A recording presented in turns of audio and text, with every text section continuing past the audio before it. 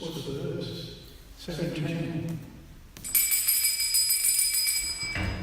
Jaya Radha Kunja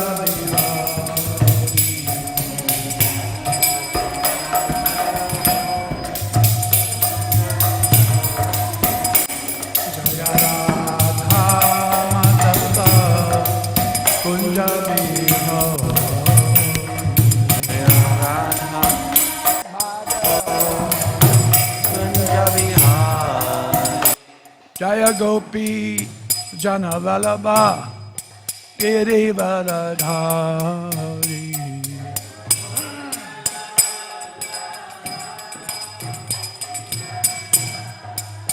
Jaya Gopi Jana Vallabha Girivara Dhari Vallabha Girivara Dhari Yasoda Nandana Braja Janaranjana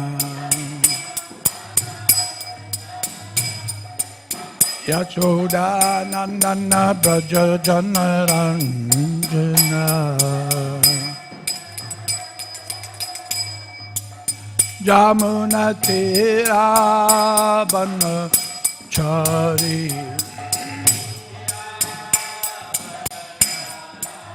Jamuna Tira Banachari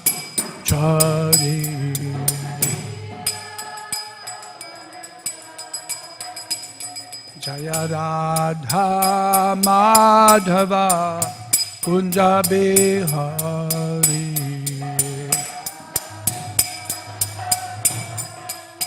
Kunja Bihari Jaya Radha Madhava Kunja Bihari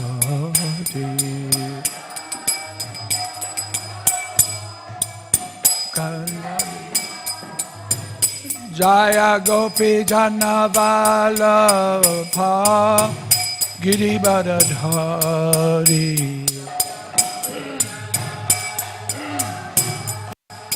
Girivara Dhari Jaya Gopi Jana Vallabha Girivara Dhari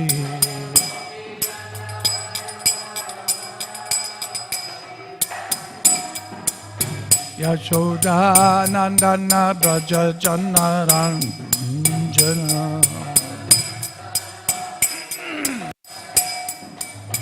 Yashoda Nandana Braja Janaranjana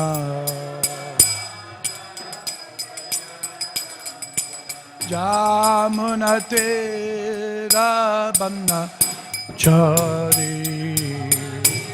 Ravana Jamuna Tira Banachari Vanacha Jaya Radha Madhava Kunja Bihari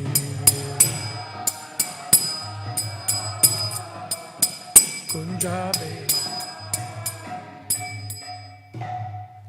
Jaya Vishnupada Paramahamsa Parivajikacharya Ashto Tarasarshi Śrīmad His Divine Grace A.C. Bhaktivedanta Swami Maharaj Śrīla Prabhupada Ki Ananta Koti Vaishnava Vrinda Ki Namacharya Śrīla Haridas Thakur Ki Prem Se Gaho Sri Krishna Chaitanya Prabhu Nityananda Sri Advaita Gadadhara Srivasadi Gaura Bhakta Vrinda Ki Jai Shri Shri Radha Krishna Gopinath Shama Kunda Radha Kunda Giri Govardhana Ki Shri Vrindavan Dham Ki Shri Mayapura Navadvip Dham Ki Shri Purushottam Kshetra Ki Shri Ganga Mai Ki Jai Shri Jamuna Mai Ki Jai Bhakti Devi Ki Jai Tulsi Devi Maharani Ki Jai Harinam Sankirtana Ki Jai Grantaraj Śrīmad Bhāgavatam Ki Jai.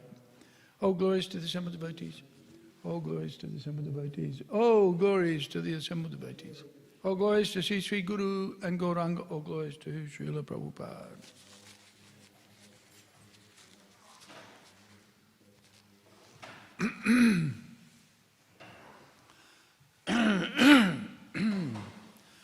Om Namo Bhagavate Vasudevaya.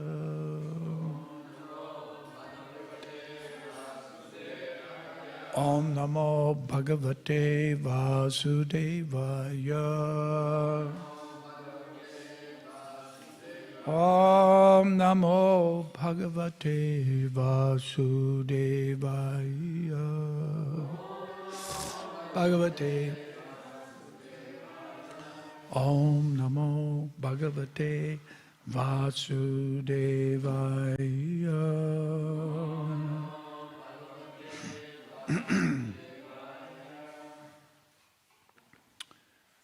Okay. I'm going to read from my iPad because it's bigger, easier to read.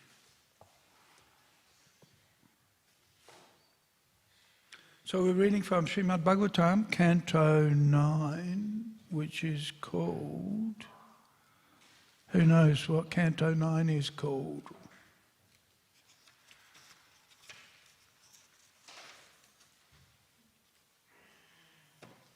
Starts with an L. Liberation. Yes, liberation.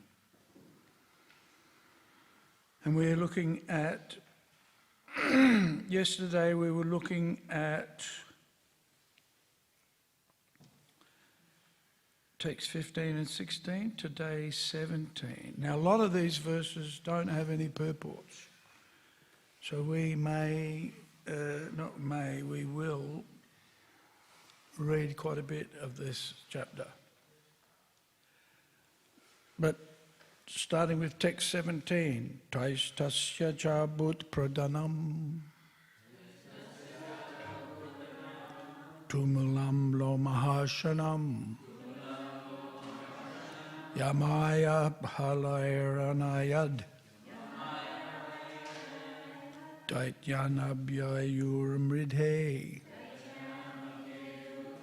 Taistasya Chabut Pradhanam Tumulam Lo Mahashanam Yamaya Bhalayranayad Daityanabhyayuramridhe Taistasya Chabhut Pradhanam Tumulam Lo Mahashanam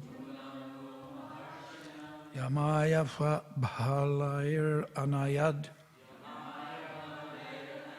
Daityanabhyayuramridhe.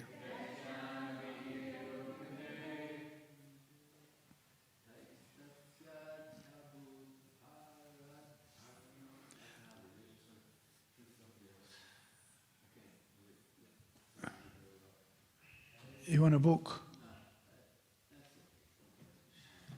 Okay, somebody who can read, can chant. Taistasya Chabut Pradhanam Tumulam Lo Mahashanam Yamaya Bhalayranayad Daityanabhyayuramridhe Taistasya Chabut Pradhanam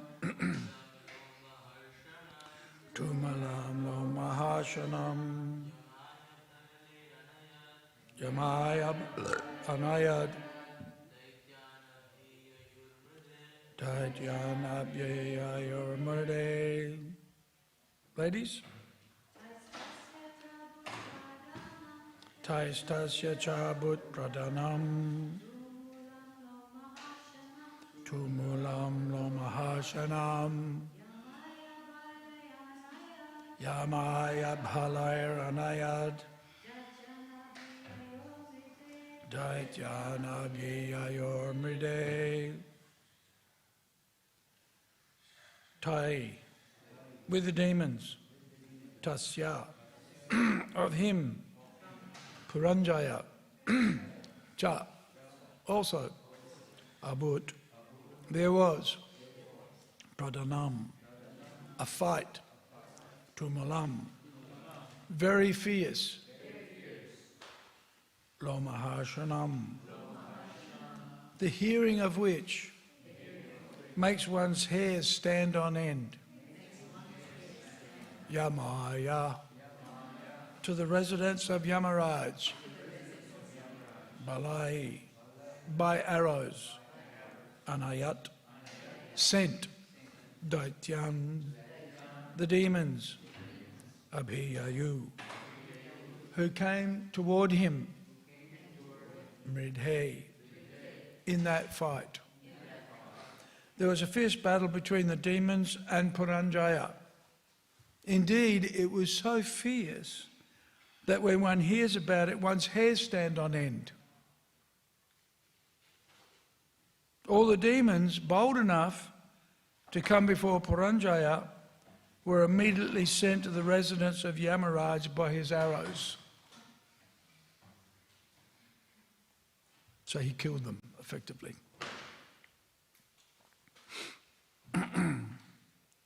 Tumulam, very fierce. But we have an English word, almost, tumult, right? Very similar. Tumultuous. Interesting, huh? That's also in the first chapter of the Bhagavad Gita as well, that word's used. Okay, so no purports here, so I'm just going to read on. Tasyeshu pitabhimukam yugantagnim ivolbanam visrijya dudruvurdaitya hanyamana svamalayam, to save themselves from the blazing arrows of Indravaha, which resembled the flames of devastation at the end of the millennium. The demons who remained when the rest of their army was killed fled very quickly to their respective homes.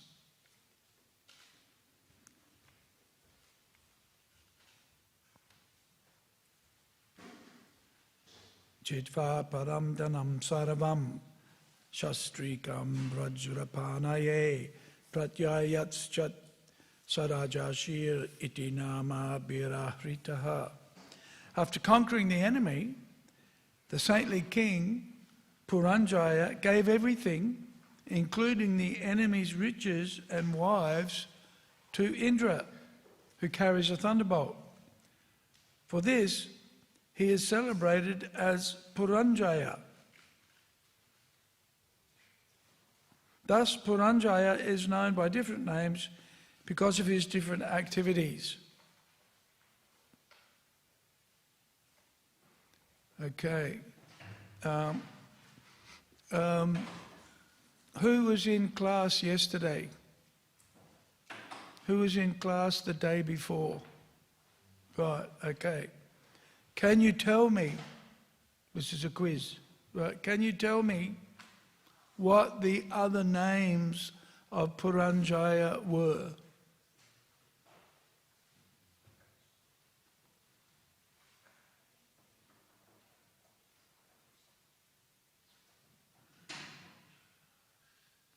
Right? There's one that was just mentioned then, right? Which one is it?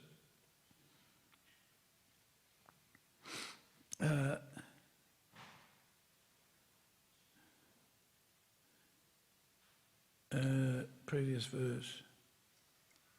Indravaha, right? Indravaha. Because, why? Because he rode on the back of Indra, right? And there's a couple of others.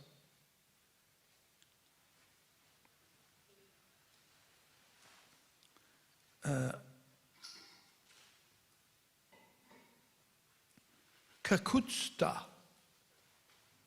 Kakutsta. Actually, these are the three names that's mentioned here. Puranjaya, Indravaha, and Kakutsta. All names for Puranjaya, who was a great warrior. But not only a warrior, but also, we can see here,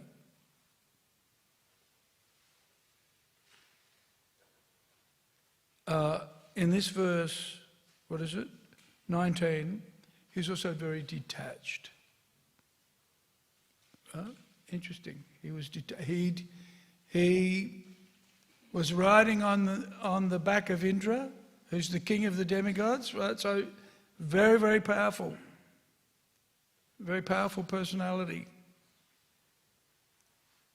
In fact, from reading previously, we hear that Indra didn't like the idea of Puranjaya riding on him. But Indra curbs his pride because of the instructions of who? Who was Lord Indra instructed by to be the carrier of Puranjaya? Who do you think?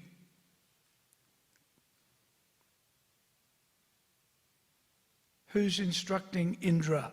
He's the king of the heavens. Who's instructing him? Sibya? Brihaspati? No. Who? No. More higher. Lord Vishnu. Lord Vishnu.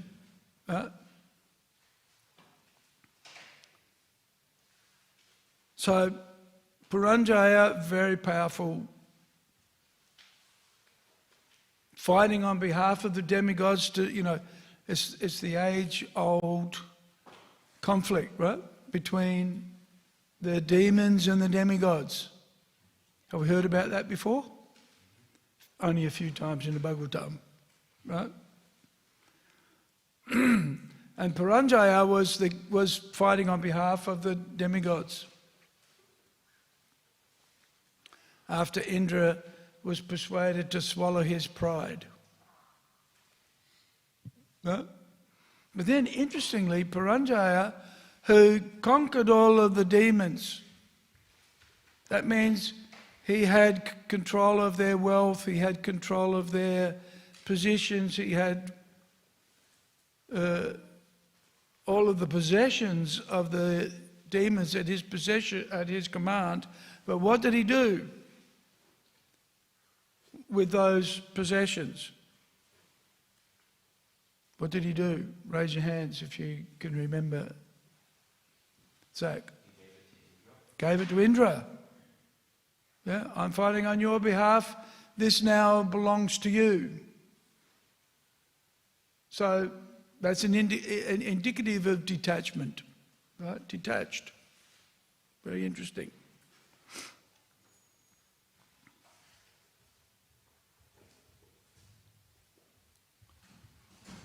Extremely powerful, but didn't use that power for his own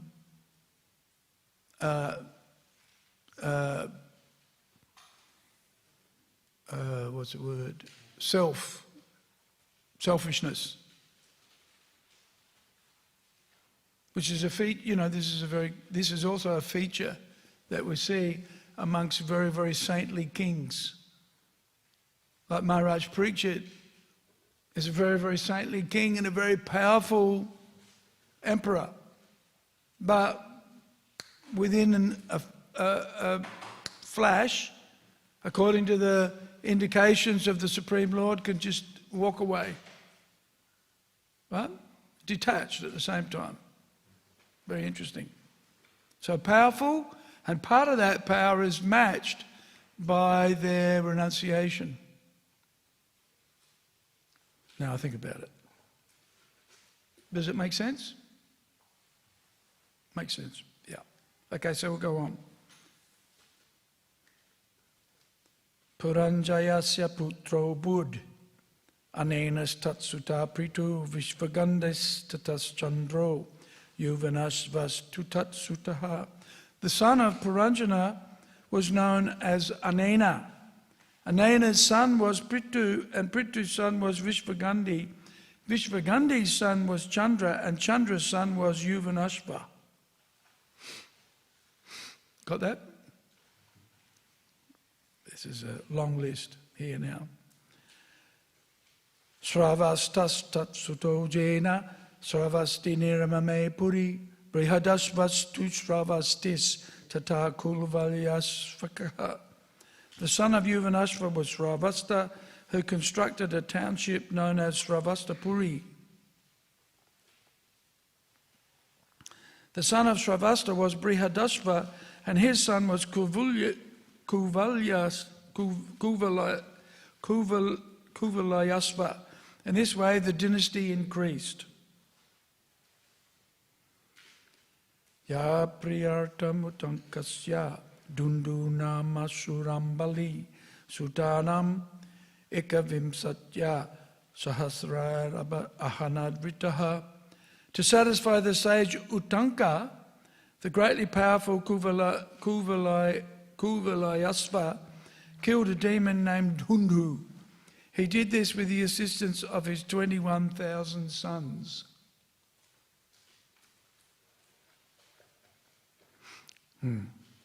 Okay.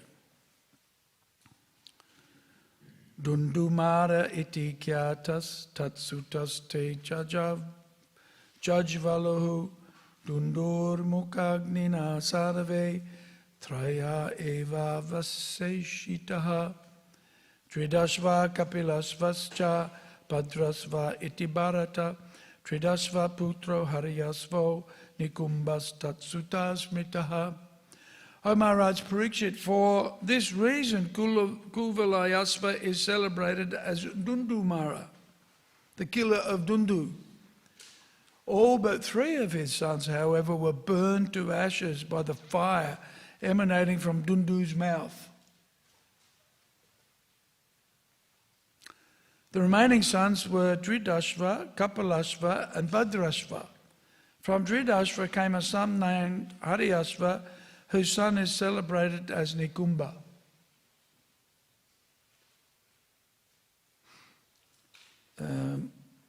Dundu must have been quite a powerful demon, right? Because he managed to burn up the other,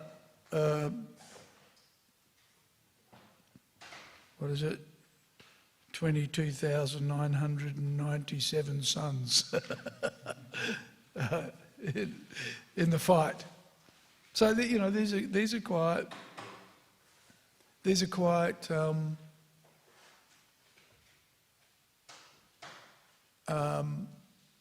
entrancing descriptions of the pastimes of the descendants. This is the Solar dynasty, right? The descendants of the Solar dynasty coming after Ramchandra, right? Effectively. Bahulasvo nikumbasya krishashvo tasya senajit yuvanashvo bhavatasya so napatyo banam gataha. The son of Nikumba was Bahulasva. The son of Bahulasva was Krishashva. The son of Krishashva was Senajit, and the son of Senajit was Yuvanashva. Yuvanashva had no sons, and thus he retired from family life and went to the forest.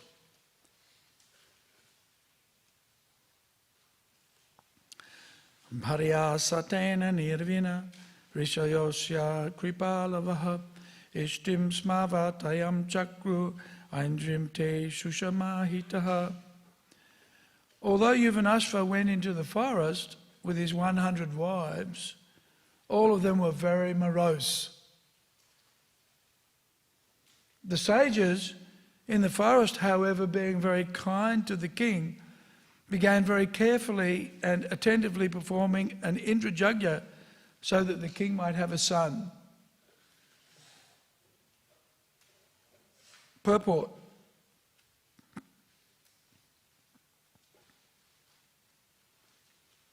One may enter into the Vanaprastha order of life with his wife.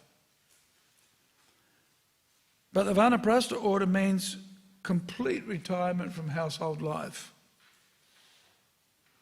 Although King Yuvanashva retired from family life, he and his wives were always morose because he had no son.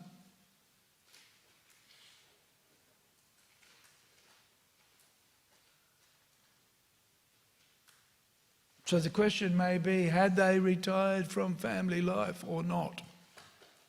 What do you think?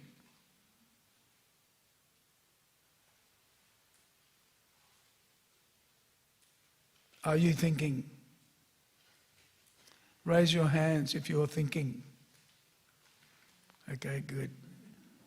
Tell me, what are you thinking about this idea? They took to the Vanaprastha order, but they were morose. So what does that tell us? If there's moroseness, what does that indicate? Huh? Yes, why not? But what else does it indicate? If one is morose, unhappy. Gopa? Yes, you didn't get what you wanted. Right? And so the sages were very, what's the word? This is the thing about sages. They're very, they're introspective. Right? There's a quality of a devotee, introspection. And so they look within, not necessarily without, oh, he's a Vanaprastha. Oh, Jai Maharaj. Right?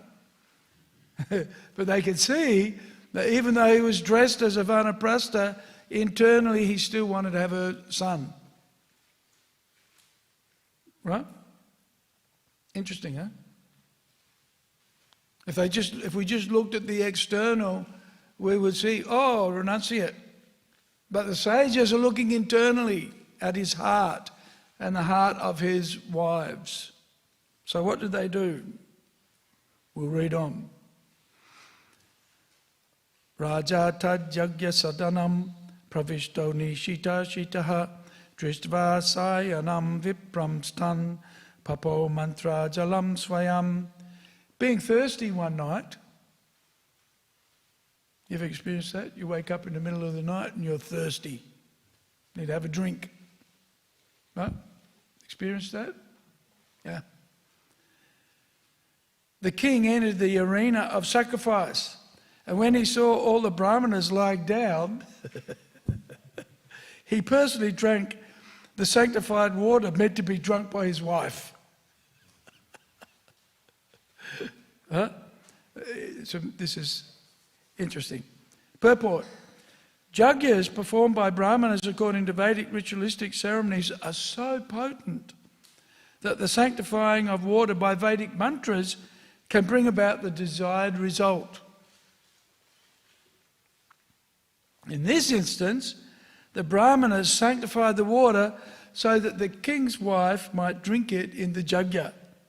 But by providence, the king himself went there at night and, being thirsty, drank the water. So what does that mean? What do you think? What does that mean? He's going to have the baby. Yes. So what do the sages say? Utitaste nishamyata vyudakam kalasham prabho prapatju kasya karmedam pitam pumsavanam jalam. Pumsavanam jalam. Jalam means the water that will be the cause of birth of the child. Right? When the brahmanas got up from bread and saw the water pot empty, they inquired who had done this work of drinking the water meant for begetting a child. Kasya kama idam pitam. Who drank the water? There was a bit of a shock for the brahmanas. Ragya pitam viditva vai ishvara prahitena te ishvaraya namaschakru ahodaiva balam balam. When the brahmanas came to understand that the king, inspired by the supreme controller, had drunk the water, they all exclaimed, "Alas! The power of providence is real power. No one can counteract the power of the Supreme. In this way they offered their respectful obeisances unto the Lord. Okay, what is providence? What's another word for providence?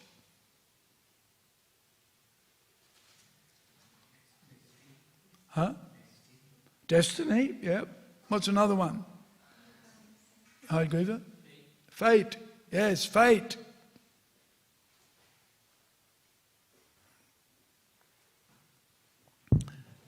And who's behind fate and providence? Who? Krishna, yeah. So that's what they're saying. Daiva balam balam. This is actual power, right? The time factor destroys everyone. Or in this case, causes the birth of everyone, right? But now he's going to be born from his dad, not from his mum. Tatakala upabrite kukshim nirbidya dakshinam yuvanasvasya tanayas chakravati jajanaha. Thereafter, in due course of time, a son with all the good symptoms of a powerful king came forth from the lower right side of King Yuvanashva's abdomen. So it came out down here somewhere.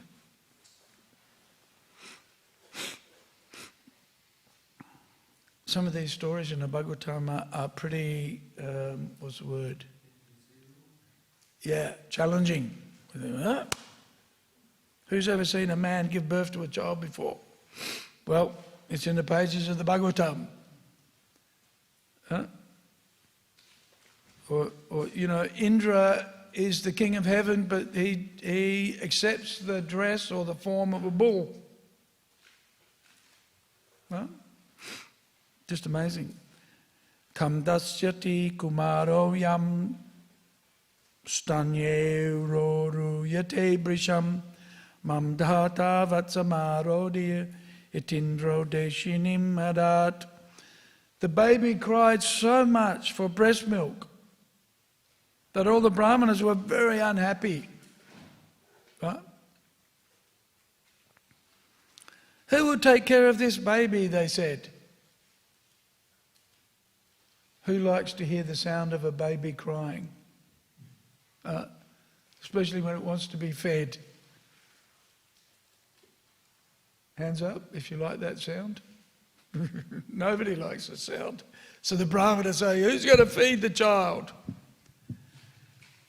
Then Indra, who was worshipped in that yajna, came and solaced the baby. Do not cry, Indra said. Then Indra put his index finger in the baby's mouth and said, you may drink me. So previously he was a cow, a bull, and now he's baby's milk. This is pretty interesting, isn't it, when you think about it? The Bhagavatam often challenges our preconceptions of what reality is, right? And of course the Bhagavatam wants to challenge us in understanding that reality is service to Krishna. And so that's what's going on internally, not necessarily what's going on externally. Although the external is often a good indication of what's going on internally. But one needs to be quite advanced to actually see what's going on internally in a person's heart. Right? Very interesting. So the sages could understand, what was his name? I've forgotten what the king's name was. There's been so many kings, we've forgotten which king and whose name it is, right? Which is another, you know, it's another message of the Bhagavatam, how the time factor flows through everything and everything changes, up and down, up and down. 1 minute king, next minute bull, or whatever. And then the next thing Indra hears a babysitter.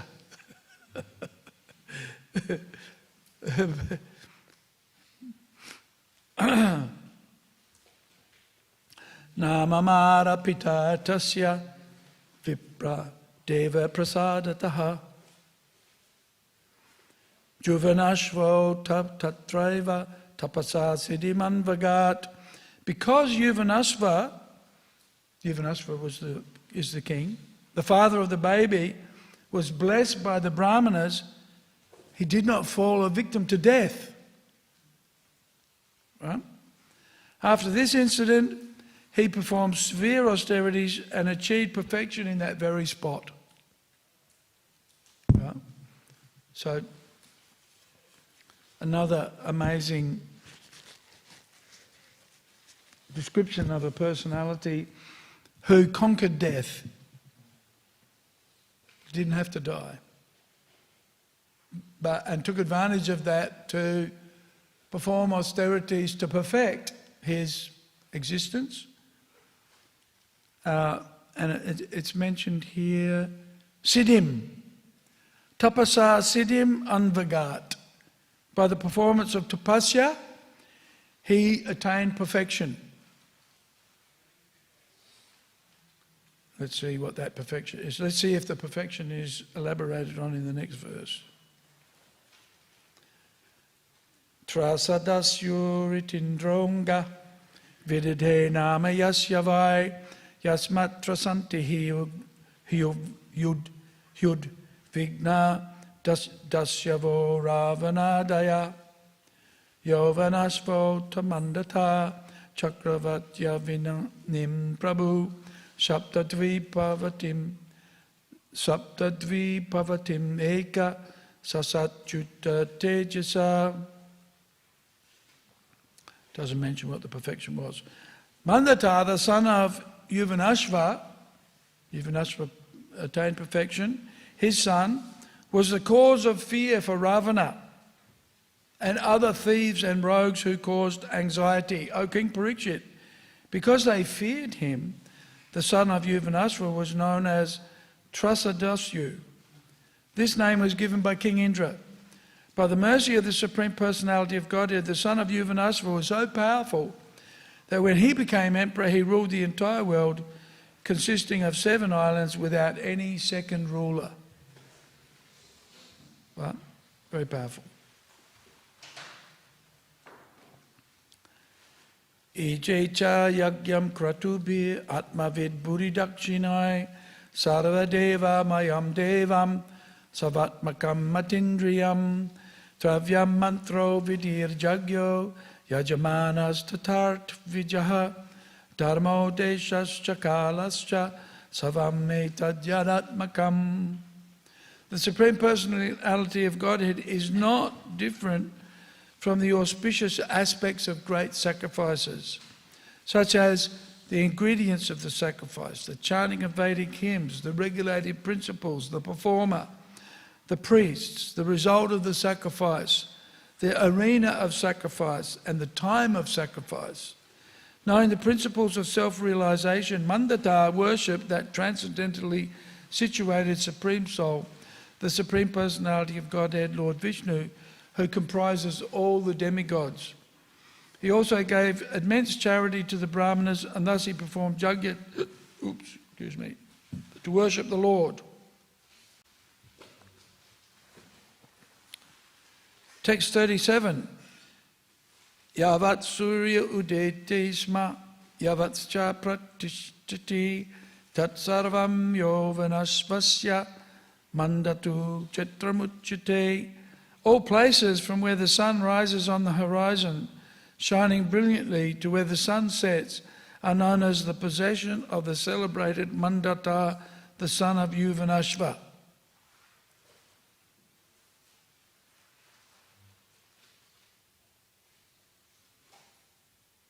So what's that tell us?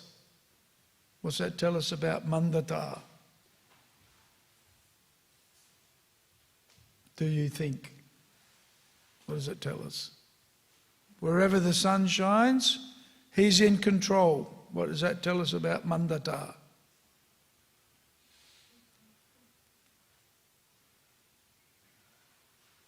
He's very Very powerful. Yes, very powerful. Shashabindo duhitari bindu matyam madanripaha purukutsam ambarisham muchukundam chayoginam tesham svasara panchasat sobarim vavripepatim. Now we're coming to the main character of this chapter. Right? I just heard his name. Mandata begot 3 sons from the womb of Bindumati, the daughter of Shashabindu. These sons were Purukutsa, Ambarisha and Muchukunda, a great mystic yogi. These 3 brothers had 50 sisters who all accepted the great sage, who? Saubari, right, as their husband.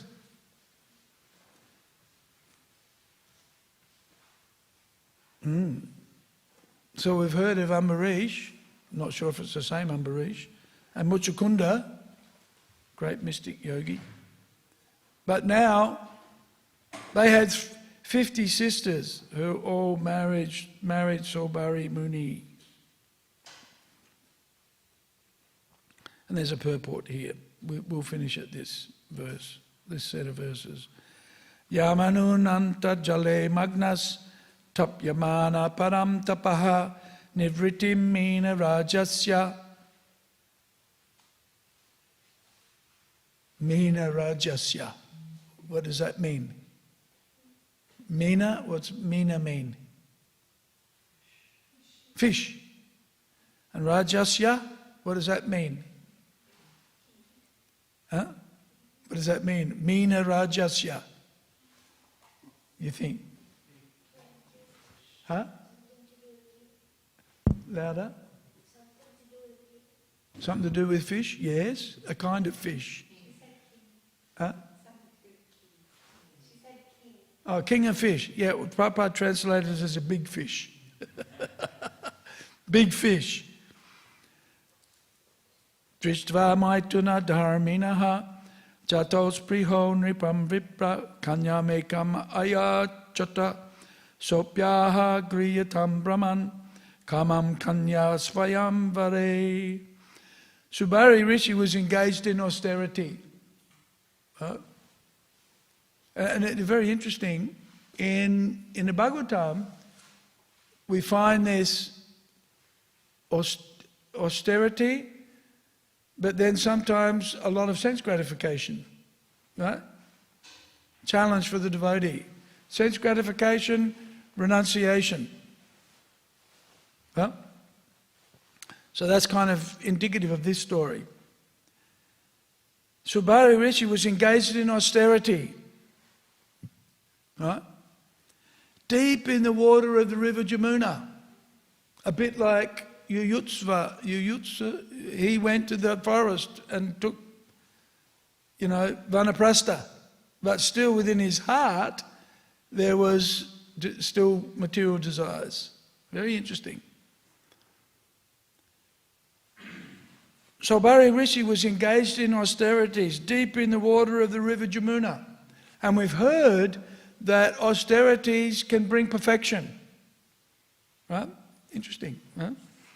In the river Jamuna, when he saw a pair of fish, a Mina Rajasya, big fish, having sex, engaged in sexual affairs, thus he perceived the pleasure of sex life. And induced by this desire, he went to King Mandata and begged for one of the king's daughters. In response to this request, the king said, "O Brahmana, any of my daughters may accept any husband according to her personal selection."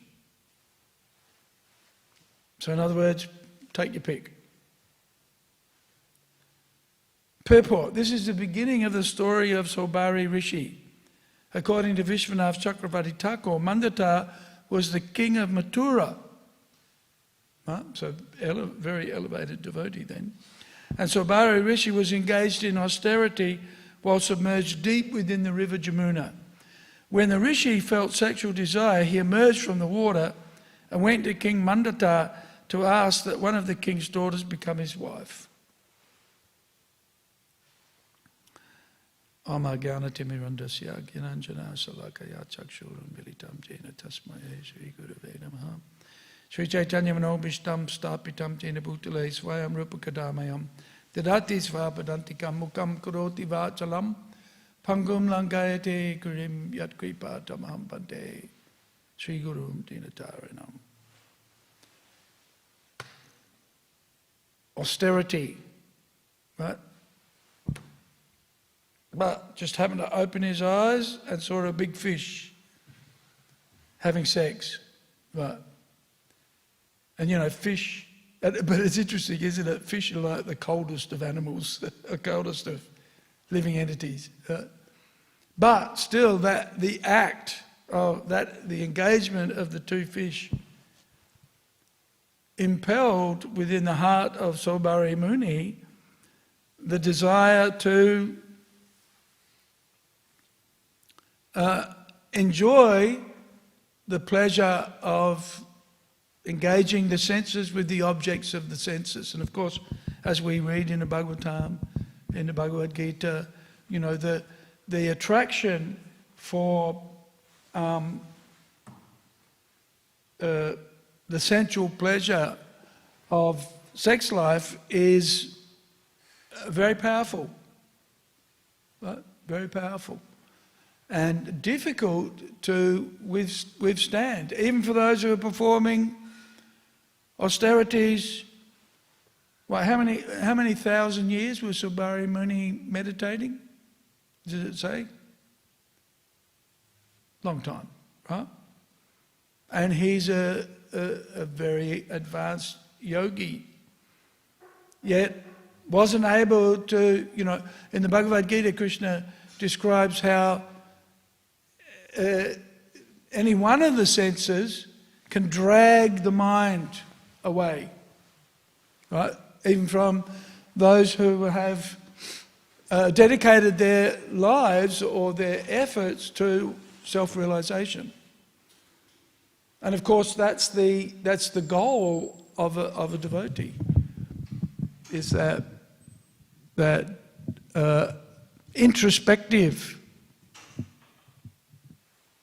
introspection.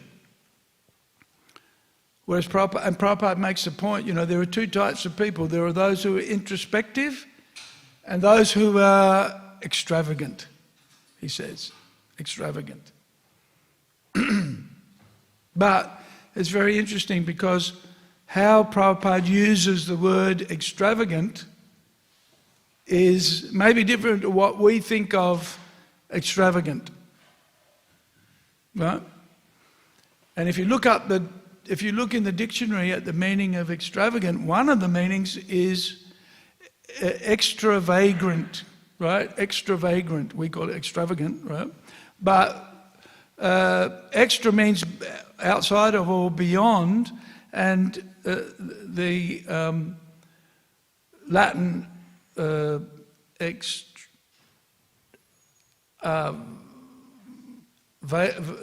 vagrant, if you like, vagrant means path, right? One who goes beyond their path. And Prabhupada makes a point, well, he mentions this point in the Light of the Bhagavat. He mentions this point about introspective and extravagant. And in the Light of the Bhagavat, Prabhupada's talking about the sea, the rivers and the rivulets. Right? And how in the rainy season, the rivulets overflow, right? Because there's lots of water. Then they overflow. And so Prabhupada's referring to extravagant and to the rivulets that are overflowing, right? And he mentions that those who are pursuing sense gratification often indulge in extravagance, We can use the word extravagance in that context. You know, in the rainy season, when everything is flush and flourishing, but in the dry season, it all dries up and there's nothing, right? So he likens that to materialists who are pursuing sense gratification. While there's abundance, they're very happy, but then when there's no abundance and everything dries up, then they're very morose and unhappy, right? And comparing that with the ocean, right? The ocean, he says, doesn't exceed its boundaries and is always deep and calm, even though there are many rivers flowing into it. It's not disturbed by the influx of all the water coming from the rivers flowing off the land. So he compares the rivulets as materialists to the saints or saintly persons who are deep and controlled like the ocean. This is the example, right? But it's interesting, we see in these stories of the Bhagavatam where these devotees are pursuing sense control and demonstrate a degree of stability and steadiness. But then just by the slightest circumstance or slightest agitation, they fall down. Right? So these stories are instructive and also illustrate the struggle of a devotee. We're probably, you're probably familiar with this. This kind of struggle. On the one hand, we decide, yep, today I'm going to surrender to Krishna. That's all I'm ever going to do. Have you ever done that? Wake up in the morning and pray to the spiritual master, today I am yours. Do you do that?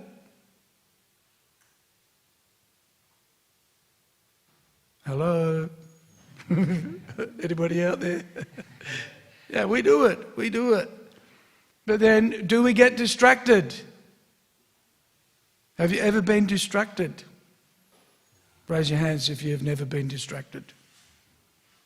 No, I thought so. Yeah. Although it's interesting. There are causes of distraction for devotees especially. This is why Saubhari Muni's, the story of Saubhari Muni is very instructive for us, right? Because ultimately he's an introspective devotee, right? To perform austerities in the river Jamuna for thousands of years is a sign of a greatly advanced devotee, isn't it? To live in Brajamandal, even Mandata, the king. What an exalted! He's the king of Mathura. What an exalted position to be in. So great devotee, but then at the same time had to struggle with the mind and the senses, which is what we all pretty much struggle with, right? Manashastan indriyani prakriti-shtan kashati. This is the struggle of material existence with the mind and the senses. And so this story is instructive because, or do you want me to spoil the story? Tell you why? It comes out that Saubhari Muni had committed an offence to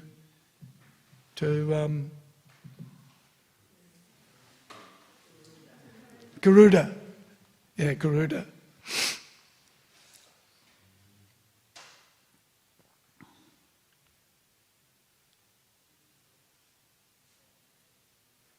But he realised his mistake. And he took again to devotional service. But what tripped him up was offences. This is often what trips us up in devotional service, is we commit offences, especially we commit offences to the devotees. Although, it's fairly easily remedied. Offences to the devotees are easily remedied. How do we remedy offences to the devotees? Anybody like to say? I agree with it? Yep, why not? How else? Sibya?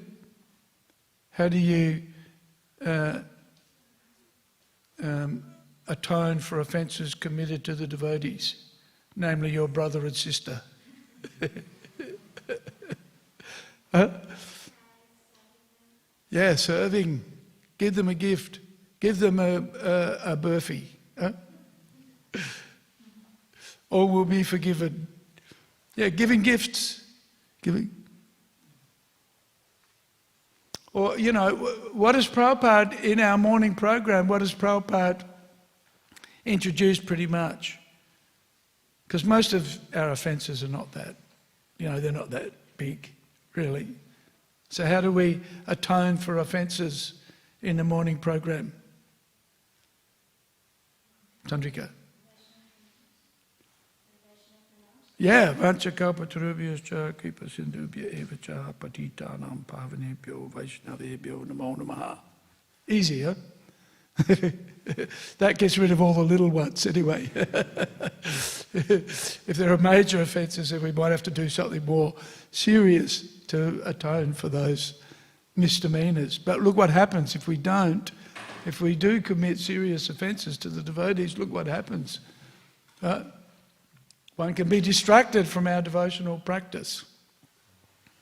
A warning. It's a warning. Warning for us. So, this section of the Bhagavatam is quite interesting because there's lots of names and lots of devotees coming and going. But there's lessons even in all of these comings and goings. There's lessons for us that we can learn to enhance our devotional, our bhakti, effectively, right? And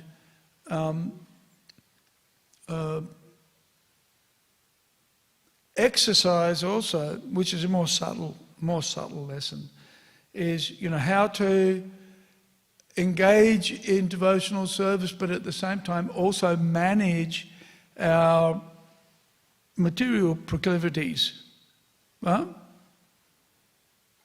Because we see, and Krishna mentions in the Bhagavad Gita, what will repression accomplish? Right? So Bhara Muni is repressing his, by being a yogi, controlling his senses, but then a fish, the Mina Raja, right, the big fish, distracts him. Of course, later on he comes back to his devotional service. So that's another lesson. What is it? Neha Vikrama Nasosti Pratyo Vayamna Vidyate. There is no loss or diminution on the path of devotional service. But what we're trying to get is that balance where our natural propensities are dovetailed in Krishna's service. And so thereby we are purified even of our material attachments. So we'll read on and explore this further in the next few verses of Saubhari Muni's asking for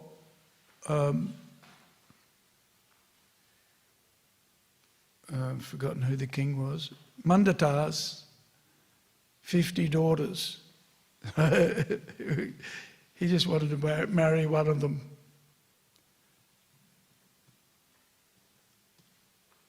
And so that's, Mandata, it's mentioned in the next verse. Mandata said, you can have any one of them, because he could tell, looking at Saubhari Muni, he was so shriveled up and so ugly that none of them would accept him. So that's why he said, sure, no worries, any one of them can choose you, knowing that none of them would. But Saubhari Muni was smart. So by his yogic power, he transformed himself into a very handsome young man. And so what happened, then they all wanted to marry him. It's funny. Okay, any comments or questions? Any thoughts? Realizations? Jai Srila, Prabhu. I was just thinking how you... Thank you. I was just thinking, you mentioned that when things dry up... Yep. So I was thinking the materialist is thinking like that, yeah, well, things have dried up, so I just need to get some more money and fill it up and get it lush again, then I'll enjoy. So how would we respond, would you suggest to that? That I can become satisfied by...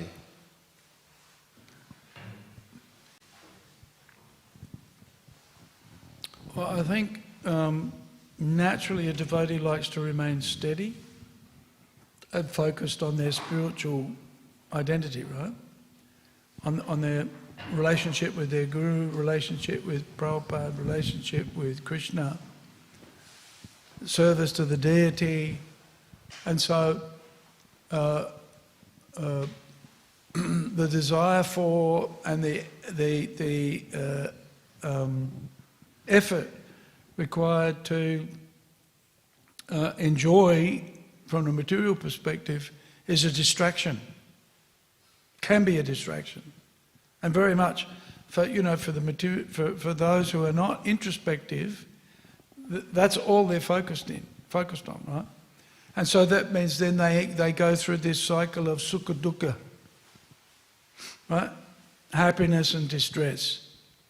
Whereas a devotee understanding the nature of material existence and the coming and going of happiness and distress, they cultivate a certain degree of detachment, knowing that, one day you'll be successful, one day again, what is it?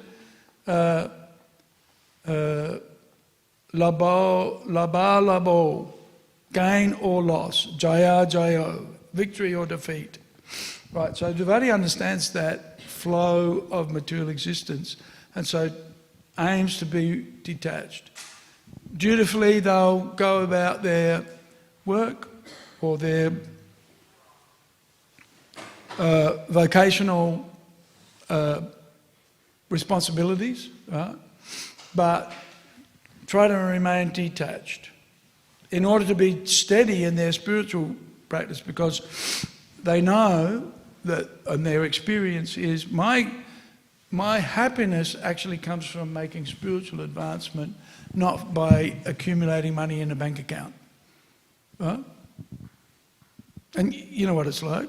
Money comes into the bank account, Jai Haribol, right? But then out comes the rent, here comes the car payment, the insurance, the kids' school fees, and on it goes, right? And then the next thing you know, the elation that comes from money in a bank account is very quickly deflated by all the bills that have to be paid. Right? So we try to detach ourselves from that. Whereas we see with some people that's the be-all and end-all. So they go through this, all of the chaos of life attached to the sukha and the dukkha, happiness and distress. So devotee wants to be, our happiness and distress is not measured by how much money we've got in our bank account. Although it sure is better to have money in the bank account than not. even a devotee likes to have money in the bank account. What do you think? I think that's pretty reasonable, yeah.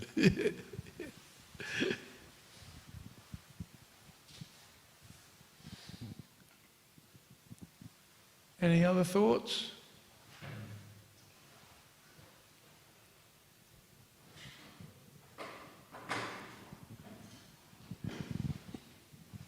Zach? Was So what's his name? Sorabi Muni? What? What's the Muni's name again? Sorry. What is the? Sorabi. What's the Muni's name? Sobari. Sobari Muni. Yeah. We usually hear about like sages doing the austerities, but they're not devotees. They're after mystic powers. So was he doing austerities in the Yamuna as his devotional service?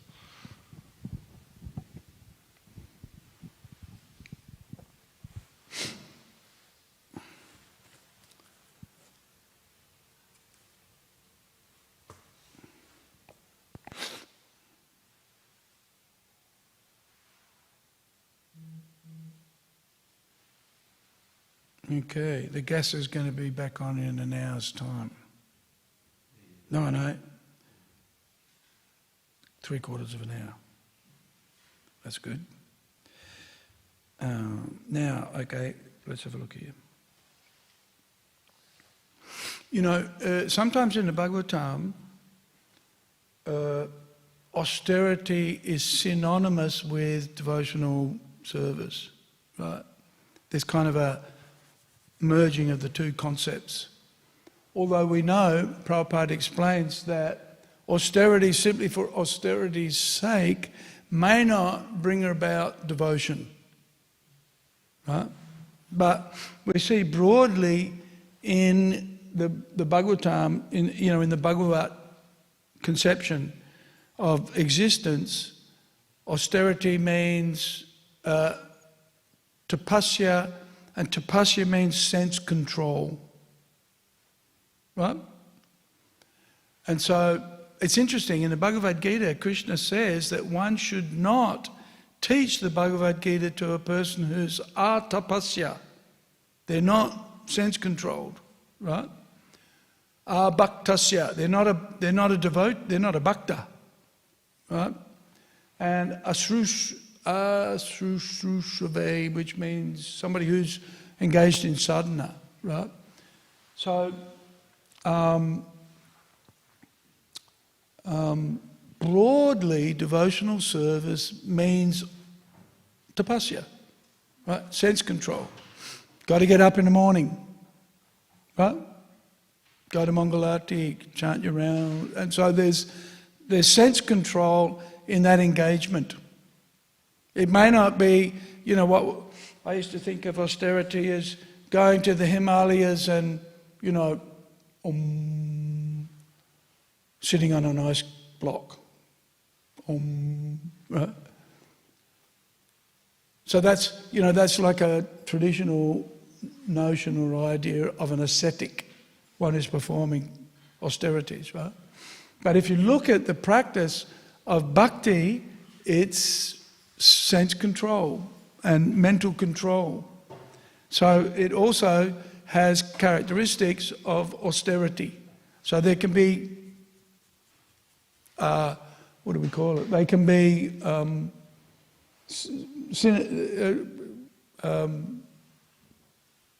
combined, or, that's why the Bhagavatam says he's performed austerities to attain perfection. Right? And of course, we perform austerities, as I mentioned, in order to attain Krishna consciousness, attain perfection. And of course, we understand that perfection means coming to the,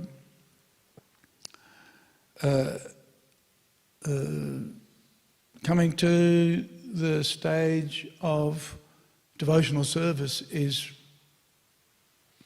the ultimate in perfection. So often in the Bhagavatam, they're synonymous. They're described as being the same. That's my speculation on the matter. Sibya.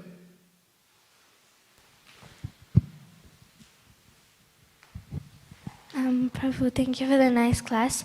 You just mentioned how in the Bhagavatam austerities can be synonymous to doing devotional service. Now in lectures I have heard that when we're doing austerities and devotional service synonymously, sometimes we may get stuck or like do an offense or do something wrong. May get stuck. Like by doing something wrong, doing an offense to another devotee. But in that, when that happens through the Super Soul, Krishna like tells us that this is not right. You should ask for forgiveness, or he tells us that this is not right. Go back a bit. The last couple of sentences, say again. When we get stuck, Krishna that. Through the Super Soul sometimes indicates that whatever we're doing is not right. Something's not right. Yeah. Yes. But for Subari Muni, it's like, for him, I don't think any protection was there for telling him that, no, this is not right, even though he he was doing offended this. Garuda. And because of the offence, he was distracted from his austerity. Right? How do we work out what offences we might have committed so we can unblock them? Is that what you're saying? I mean, when we are doing like an offense, Yes. I've heard that sometimes through the Super Soul, Krishna, as a form of protection, tells us that this is not right. But for Subari Muni, we don't see that happening to him. Sometimes Krishna, through the Super Soul, shows us we're not doing something right. Yeah. I didn't get that last But for bit. Subari Muni, we didn't see that type of protection. Krishna didn't tell him, or the Super Soul didn't. Krishna didn't tell him what he did wrong. Super Soul didn't tell him that this was not right. That's why we have gurus. That's why we have the association of the devotees. Because they'll tell us what we did wrong. And it's very interesting because very often our advancement in Krishna consciousness is dependent a lot on the relationships with the devotees that we work with and associate with. And it's not always easy to work with others. Will your brother and sister do what you tell them to do? Huh? So how do you work out what you're going to do, the three of you? Our mum tells us. Your mum tells you. That's the best solution, right? Mum solves the problems. So we have to listen to mum. Right?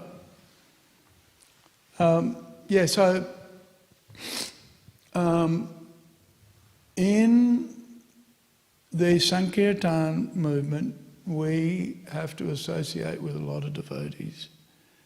And one of the biggest challenges is sitting together and working out our differences. And there's always somebody who's going to stand up and say, I reckon you should all do this. Right? I know that. I reckon there's at least, I tell people, this is my joke, there's at least 100 people in our community who could easily tell me what I should be doing. Right? In fact, they do. But I have a different opinion, right? As do many others. So how do we work it out? How do we bring ourselves together to resolve issues? And we do that with dialogue, with listening, right? Listening to others. And of course, presenting our point of view as well. So that requires a lot of patience, right? A lot of patience and a lot of tolerance and genuine demonstrations of friendship, right? So that we canvass as many opinions as is appropriate, and we combine them together so that we try to meet everybody's needs. And not easy, by the way, and sometimes not even possible, right? So then what do you do? What do you do? Chant Hare Krishna, worship Radha Vallabha, go on Harinam, distribute books, distribute prasadam. Yep. You know how you know one of the best ways of solving problems with devotees? Cook a good feast. Distribute the prasadam. Then after that, everybody's, oh, Jai Haribol Prabhu. And then we get back into it the week after, right? We have the Sunday feast or whatever. We just had the 50th anniversary, a wonderful celebration. Devotees are deeply inspired. I'm getting messages from my friends all over the world saying how we tuned in and we feel so inspired, right? We feel so inspired. We want to come and visit Melbourne now, right? And I asked, Richard told me that, and I said, who's coming? Another person wants us to tell us all what we should be doing, right? So, yeah, and it's very interesting because Lord Chaitanya, when he appeared as many. Panchatattvatmakam Krishnam, right? He appears in 5 features. And so he demonstrates that need to work together and to come together in a sangam. Right? It's team building. And that's the Sankirtan. The success of our Sankirtan is coming together and working together. How's that sound? Yeah. So how do we find out where the solution to problems are? Talk to the devotees. Yeah. You may have to screen out some of the noise. Right? But anybody who's been in business or who's managing anything will know that that's what you have to weigh things up, balance things out. But basically we have to work together. Yeah. And don't get too upset if somebody's got a difference of opinion. They'll change their mind. Or if they're prepared to listen, they'll hear your point of view and they'll say, ooh, I hadn't thought about that. Is that right, Kaushalyananda? Got to listen to people? But also tune out the static. Okay, Grantaraj Śrīmad Bhāgavatam ki jai, Srila Prabhupada ki jai, Gaura Bhakta Vrinda ki jai.